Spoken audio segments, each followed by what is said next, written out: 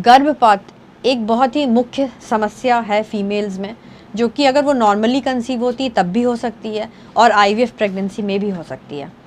तो बेसिकली जब गर्भपात होता है तो 3 चीज़ें हमें एड्रेस करनी होती हैं। पहली चीज़ होती है कि बच्चेदानी, क्या कोई बच्चेदानी में प्रॉब्लम थी, जैसे बच्चेदानी के अंदर कोई सेप्टम या कुछ और प्रॉब्लम थी जिसकी वजह से गर्भपात हो रहा है, या ब्लड सप्लाई नहीं आ रही है, इसकी वजह से ग्रोथ नहीं हो रही है बच्चे की। दूसरी प्रॉब्लम ये हो सकती है कि मदर जिसके अंदर ये बच्चा पल रहा है उसके अंदर कुछ मेडिकल डिसऑर्डर्स हैं। वो मेडिकल डिसऑर्डर्स पहले से हो सकते हैं या जब वो प्रेग्नेंट हुई है तो प्रेगनेंसी के दौरान आ सकते हैं। तीसरी चीज़ ये है कि भ्रूण, जो आपके बच्चे हैं जो अंदर ऑलरेडी मदर के गर्भाशय में पल रहे हैं, उनमें कोई डिफेक्ट्स हो, बिकॉज वो नेचर का होता है कि नेचर 90% डिफेक्ट्स को खुद से ही गिरा देता है, गर्भपात करा देता है। तो अगर आपके एम्ब्रियोज में बार बार प्रॉब्लम हो रही है और आईवीएफ में सक्सेस नहीं मिल रहा है, बार बार केमिकल प्रेगनेंसी आ रही है या मिसकैरेज हो रहा है, तो बेटर होता है एक पीजीटी करके टेक्निक होती है जिसको बोलते हैं प्री इम्प्लांटेशन जेनेटिक टेक्निक। उसमें जेनेटिक स्क्रीनिंग हो जाती है एम्ब्रियोज की कि क्या ये एम्ब्रियोज में कोई एनॉमली है, खराबी है या नहीं। तो उस केस में स्क्रीन करके उन एम्ब्रियोज को अंदर डाला जा सकता है जिससे कि मिसकैरेज के रेट्स कम हो जाते हैं। तो जो रिकरेंट आईवीएफ फेलियर के पेशेंट्स होते हैं, रिकरेंट मिसकैरेज के पेशेंट्स होते हैं, उसमें ये तकनीक हमें यूज़ करनी चाहिए।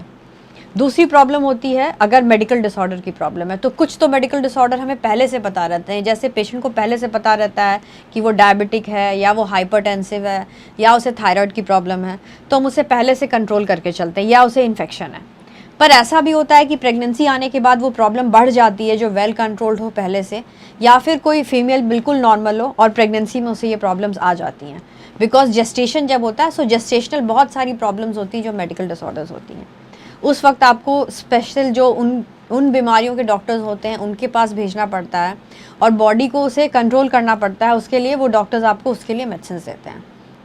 तीसरी चीज़ होती है अगर यूट्रस के अंदर डिफेक्ट होता है तो उसे ऑब्वियसली हमें दूरबीन वाला काटना पड़ता है।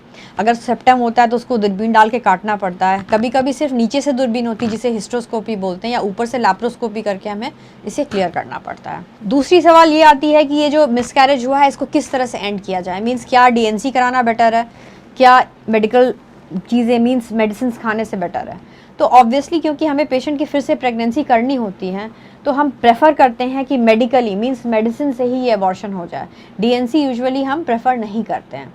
लेकिन फिर भी अगर किसी पेशेंट का ऑब्वियसली अगर मेडिकली नहीं होता है संभव, तो फिर ऑब्वियसली हमें डीएनसी करना पड़ता है। बिकॉज कभी कभी पेशेंट को ब्लीडिंग होती रहती है तो डीएनसी करके उसको ख़त्म करना पड़ता है। बिकॉज जो एक फ़ीमेल होती है उसकी लाइफ से इम्पॉर्टेंट कुछ भी नहीं होता है।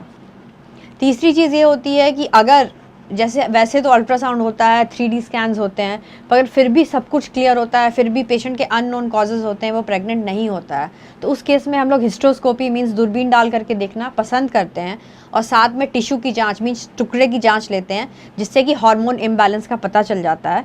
इससे प्रेगनेंसी आगे आने में सफलता मिलती है और जो कि दोबारा मिसकैरेज में नहीं लैंड करे पेशेंट।